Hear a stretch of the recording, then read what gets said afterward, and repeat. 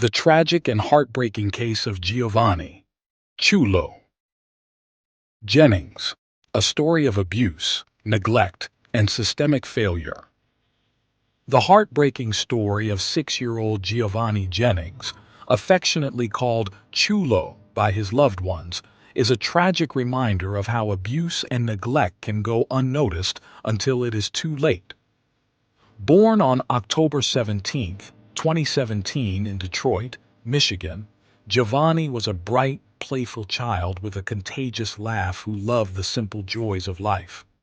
Behind his radiant smile, however, hid a dark reality, one that would spiral into horror no child should ever endure. Giovani's early years were marked by warmth and love from his mother, Giovani Jennings, who adored her son, but grappled with severe personal and financial hardships. She found herself in a series of unstable relationships that often brought chaos rather than stability to their lives. A house fire compounded the family's struggles, eventually leading them into homelessness. Desperate to rebuild her life, Elena began a relationship with Daniel, a man who would play an ominous and destructive role in their lives. Daniel's troubled history of violence, combined with the family's circumstances, created a toxic environment. What should have been a fresh start for Elena and Giovani quickly became a nightmare. Instead of a safe haven, their mobile home became a prison where abuse ran rampant. Shortly after moving in with Daniel, changes became evident in Giovani's once vivacious demeanor. What began as harsh disciplinarian measures soon escalated into incomprehensible acts of cruelty. Daniel, known for his explosive temper, would punish young Giovani for seemingly trivial mistakes. Standing in a corner for hours was one of his lighter punishments. The cruelty intensified over time until abuse became the norm. Daniel starved Giovani and subjected him to grueling punishments daily. One shocking detail uncovered by investigators was his method of making Giovani sleep on a narrow wooden plank to ensure the child would find no comfort in rest. Even more horrifying was Daniel's use of a staple gun to pin Giovani's clothes against the wall, immobilizing the child for hours at a time. These punishments robbed Giovani of his dignity and health. Emotional withdrawal and physical bruises became part of Giovani's tragically normal existence. Neighbors and family members noticed the signs, but a combination of fear and apathy left them silent. The systemic failure to intervene, despite these warning signs, would have deadly consequences. On July 30, 2024, after enduring relentless physical and psychological torment, Giovani's 6-year-old body gave up. On that tragic night, he stopped breathing, his fragile frame unable to handle any more suffering. Elena and Daniel panicked, but by the time paramedics arrived, it was too late. Giovani was gone. When doctors examined Giovani's body, the extent of his trauma was horrifying. He was riddled with scars, bruises, and evidence of starvation. The media soon revealed disturbing details of the abuse he endured, sparking outrage and heartbreak across the nation. For those around Giovani who had failed to act, the weight of guilt grew unbearable. News of Giovani's tragic death prompted a swift investigation. Police uncovered years of systemic abuse and neglect within the household. Daniel, known for his violent tendencies, became the prime suspect, but Elena, despite being Giovani's mother, was far from innocent.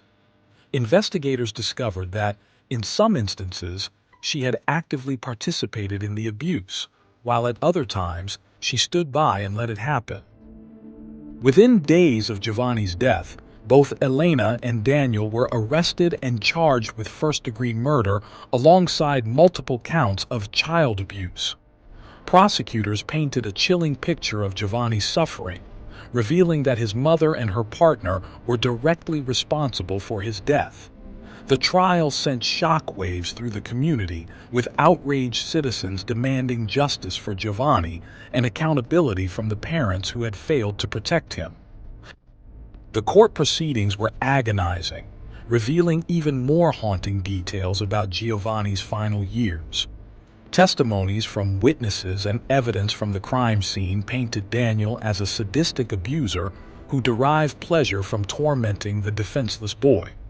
Elena, it was argued, chose to prioritize her relationship with Daniel over her responsibility as a mother. The case highlighted not only their personal failings but also the broader scale of societal inaction. Where were the neighbors, family friends, or even passers-by who saw Giovanni suffering? Prosecutors argued that everyone failed Giovanni, not just his abusers, but also the community and systemic institutions duty-bound to protect him. This trial was about more than Giovanni's pain. It was about spurring systemic change to prevent future tragedies. Giovanni had suffered in silenced isolation, waiting for someone to save him. For too long, those cries went unheard. Among the most devastating revelations was the negligence of Child Protective Services. Multiple reports about Giovanni's deteriorating condition had been filed by concerned parties before his death. Bruises were noticed. His malnourishment was evident, and yet no meaningful intervention took place. Paperwork was filed. Investigations were delayed. In the end, a broken child slipped through the cracks of a broken system. Giovanni's case illuminated glaring flaws in the child welfare system. The tragedy was not an anomaly. It was a pattern, one that has plagued too many. How many other children are suffering behind closed doors, ignored by systems working on outdated protocols and understaffed resources? Giovanni's story is an ominous example of how devastating institutional failures can be. The outrage and heartbreak following Giovani Jennings' death became a rallying cry for systemic change. Advocacy groups, lawmakers, and concerned citizens called for immediate reforms within the child welfare system to ensure more proactive measures are taken when abuse reports arise. This push emphasized not only improved responsiveness, but also greater accountability for inaction by authorities. Following Giovanni's death, Detroit was left scarred by the realization of its collective failure.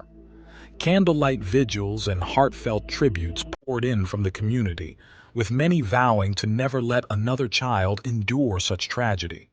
Giovanni's laugh, his love of cartoons, and his young, innocent spirit were cherished memories that stood in stark contrast to the horror he endured. Giovanni's life, though tragically shortened, sparked a vital movement. His story ignited hard conversations about responsibility, not just within households, but across communities.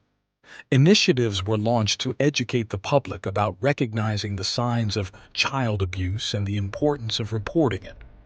Advocacy groups worked tirelessly to lobby for policy changes aimed at providing greater funding to child protective services and harsher penalties for neglect. Local leaders erected a memorial in Giovanni's honor, a gentle reminder of a story that must not be forgotten. The young boy who was failed in life became an enduring symbol in death, representing the fight for justice and protection for children everywhere. The story of Giovani Chulo Jennings resonates as a devastating indictment of societal and systemic failures. His death is not just a heartbreaking tale of abuse and neglect. It is a wake-up call to confront the larger issues at hand: poverty, unstable households, community silence, and government underfunding. Giovanni's light was extinguished too soon, but his memory can serve as the impetus for change. To honor him is to prevent another child from enduring a similar fate. His tragic story reminds us all of the shared responsibility we hold to intervene, advocate, and protect the most vulnerable among us. As we reflect on Giovanni's short life, we must channel our grief into action, to strengthen systems, empower bystanders to speak out, and ensure no more children suffer in silence. Only then can we truly say that Giovanni's legacy is one of hope, justice, and transformation.